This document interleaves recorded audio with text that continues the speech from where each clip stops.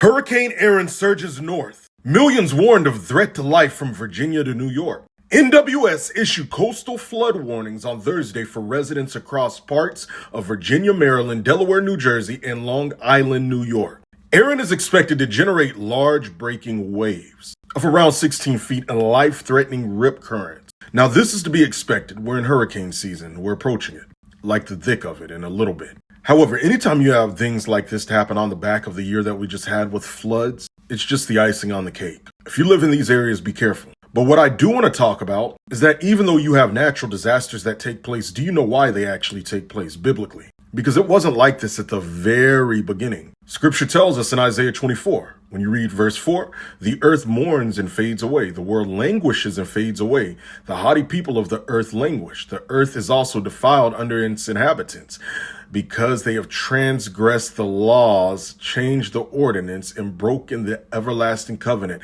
Therefore, the curse has devoured the earth, and those who dwell in it are desolate. Therefore, the inhabitants of the earth are burned, and few men are left. Natural disasters are a result of a curse consuming the earth because of the breaking and going against God's law and his covenant.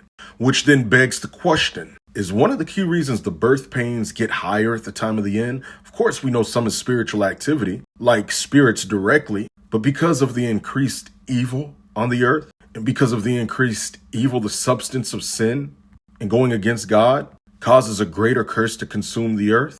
I believe so.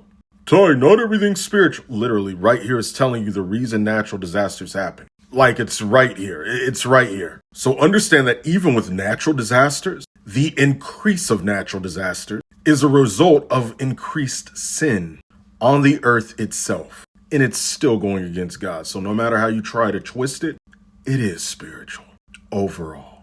So keep that in mind. For those of you that like Bible content like this, hit follow for more as always. The deadline's around a week away. If you struggle with understanding how to receive the provision that God has for you and how to break the spirit of poverty, this class is for you. We're going to be going over this. Your provision is linked to your assignment. We're going to be teaching that as well as clarifying common misconceptions about money as presented in the Bible. Some people think you should be completely rich and they're greedy. They're bound by mammon, while others think that you should live in poverty and be poor. Both shouldn't be absolutes. God has poor servants and rich servants. We're going to be teaching on that, God's plan of provision for the last days, how to spark the enemy's economic rise with the mark of the beast, the foundations of it, and more. I'm sending it out through email. If you want to be added to the email list and you're on Instagram, DM me the word join. Click the link in my story bio or where it says sign up. Same thing on TikTok and YouTube. The link to join's in my bio.